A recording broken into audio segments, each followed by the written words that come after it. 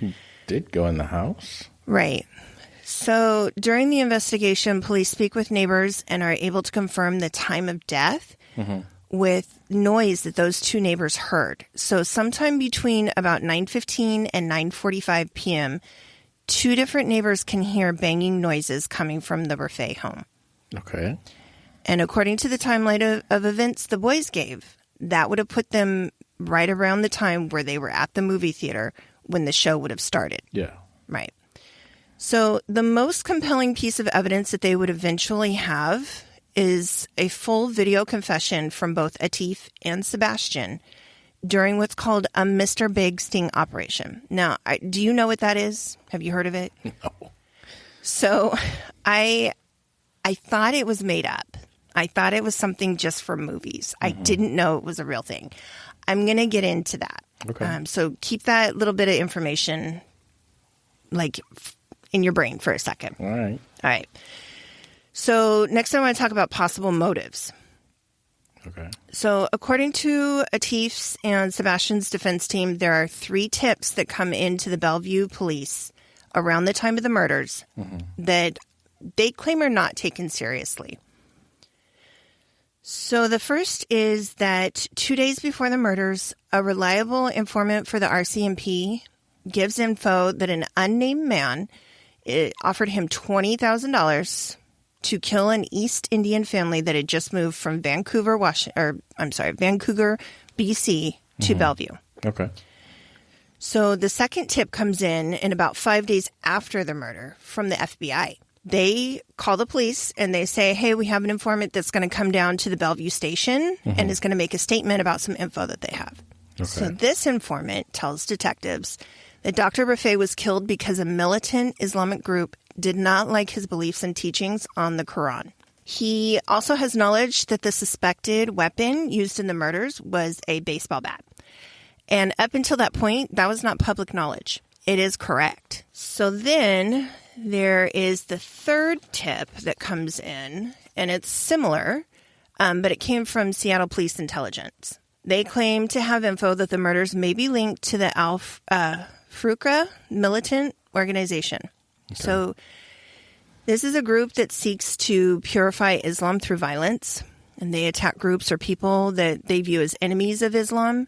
The faction's leader is based in Pakistan, but there are several cells all over the world. So more relevantly, there are cells all over North America. Okay, so let me give you some context as to why militant groups might have wanted Dr. Rafay taken out. So he had recently proposed a theory that the direction that mosques in Canada were facing was actually not the Mecca or the quote-unquote true East.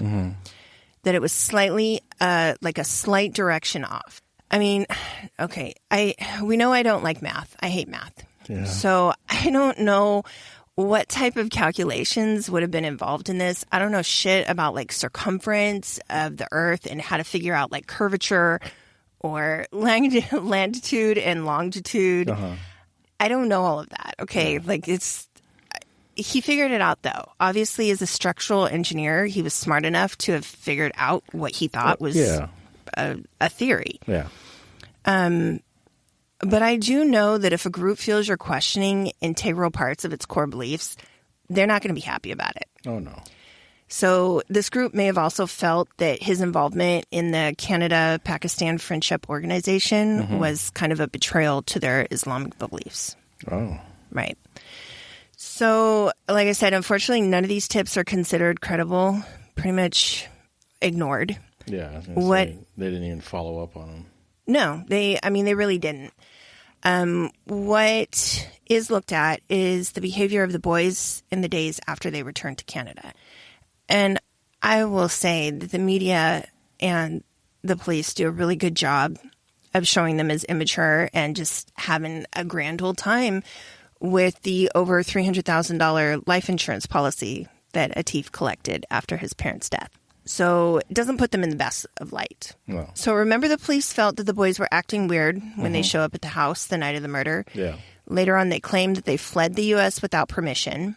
They also claimed that Atif should have expected his family to be buried relatively soon, as was the practice of Muslim faith. One of the prosecutors and investigators talk about how both of the boys were into like philosophy, and they were huge followers of a philosopher, Nietzsche, who has this Superman theory, basically, that it's like, if I'm smarter and I have higher intellect, I should be allowed to get away with whatever I can get away with. Okay. So if you aren't smart enough to figure me out, then I shouldn't be held accountable for it. Yeah. So basically, I'm smarter than you. Okay. And I'm above the law. So this info gives detectives what they call a quote-unquote gut feeling of suspicion. And investigators claim that with that knowledge and the fact that Atif inherited a large sum of money from the insurance policies, it was a good enough motive for murder. Okay. Right. So let's fast forward to January of 1995. All right. Bellevue police say that Atif and Sebastian aren't returning their calls, not returning like any attempts to contact them. And they really have no jurisdiction. So their investigation, and I mean, I loosely call it that because I feel like they didn't follow up on things that they should have followed up on. Yeah. It's at a standstill. They have nothing. So they meet up with the Royal Canadian Mounted Police in an attempt to get their help.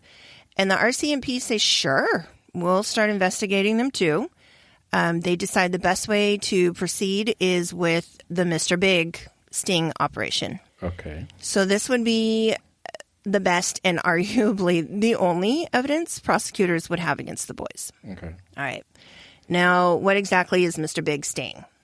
It's also known as the Canadian technique. It was started in the 1990s, and it originated in Canada. Essentially, it's an undercover operation where officers try to get info from a suspect by slowly getting them involved in a crime ring. So it starts with a small favor, like, can I use your phone? Or can you help me fix a flat? Something small. Eventually leads to being brought into the fold, and you're working your way up to meet the big boss, Mr. Big. When eventually it'll come out, it'll come to light that you're being looked at by law enforcement. They claim you're a danger to the crime ring, and, they can help you out and make this all disappear, but you got to come clean. So the RCMP decide to try this tactic on Sebastian. It starts around April of 1995 with wiretaps on the house and his phone, also like tracers on his car. They're following his movements, and one day while coming out of a haircut, the undercover cop is waiting outside. He's ready to ask him for that favor. So in this case, it's a ride because he had locked his keys in the car. And Sebastian is like, yeah, let's go. I'll give you a ride. Yeah. Dumb kid. At some point in the conversation, Sebastian just happens to mention that he's trying to get his hands on $200,000 to make a movie. I don't know why. I don't know what movie. I don't know why $200,000. I have no idea. Yeah. Seems cheap. I guess. I don't know. And the undercover cop states that he may know of an investor who can help him. Uh-oh. Right. So from there, it's a few months of made-up jobs like helping to money launder or, asking Sebastian his knowledge on computers. And they're just basically trying to, set the stage so that he thinks that he's being brought into the fold. Okay. And at some point, he mentions that he is a suspect in a murder case, but he sidesteps really giving any, details or confessing that he did it. Yeah. In a sense, what he's trying to do is be like, oh, yeah, I don't mind whatever job you want to give me. I'm this hardened criminal. I might be a murderer. I'm okay with doing whatever you're asking me to do. Yeah. So he doesn't actually come out and say at that point, I killed this family. He says he's suspected in the case. Okay. In a few weeks after that, undercover cops tell him that due to a recent news article that they're worried he's a liability. Sebastian just kind of explains all the points of how he could be guilty away. He's like, he still doesn't confess to it. So it goes on a little while longer until the cops show him a fake bulletin from the Bellevue police stating that they have enough evidence to make an arrest. And basically they coerce a confession from Sebastian saying they can't help him make this disappear if he doesn't tell them the whole story. So this is how they get his confession. He confesses. And basically it's a lot of the undercover cop. If you watch the video, he's like, you're a motherfucker. I can't help you. Don't be a dumb asshole. Tell me exactly what the fuck is going on. And he's like this hardened guy who Sebastian thinks is, criminal, is a boss. And I just don't know what you would do in that situation. You have somebody, basically yelling at you to come clean and to tell them what they want to know. What do you do? I'm not sure that you could really count that as a confession. Yeah. So they get him to say this on tape. He doesn't know he's being recorded. Then they tell him that Atif needs to come in, give them his info too, because they want to make sure that Atif won't rat out Sebastian in exchange for a plea deal. And just like that, after a lot of pushing and threatening and coercion, they've got confessions to the murders.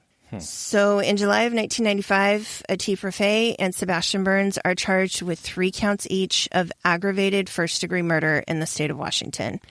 That in turn leads to the RCMP arresting them as fugitives. At this time, they are 19 years old.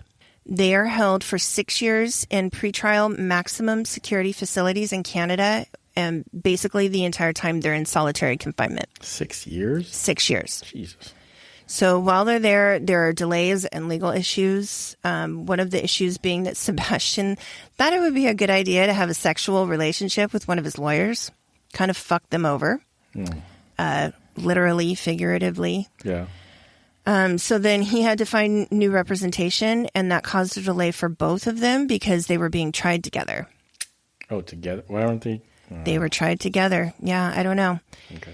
Another issue was that the U.S. was trying to press for the death penalty, which in Canada is they will not consider that. Yeah. Right.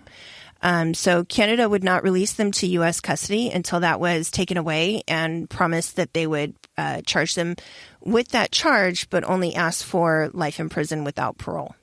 And as soon as they did, prosecutors agreed, Canada hands them over. So in 2001, they were extradited to Washington to await trial.